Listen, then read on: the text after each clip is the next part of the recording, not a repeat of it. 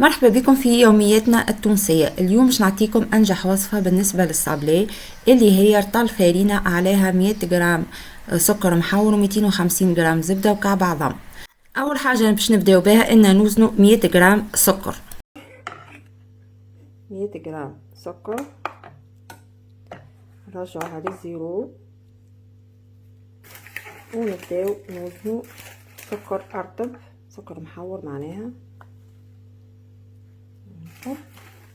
دونك الروسيت نتاع الصابلي هي رطل فارينة عليه 250 جرام زبدة عليه 100 جرام سكر محور وكعب عظم.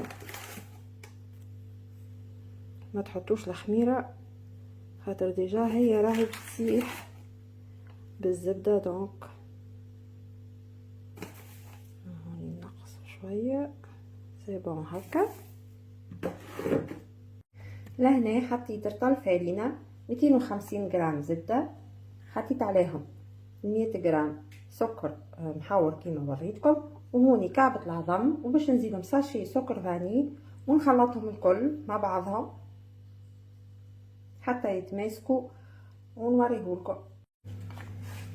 هذه العجينة نتاع الصابلي نتاعنا بعد ما ارتاحت، شوفوها كيفاش تتلم. توا باش نشكلها ونوريها لكم. هنا الصابلي نتاعنا حضرت بعد ما طابت على 160 درجة مدة 12 دقيقة.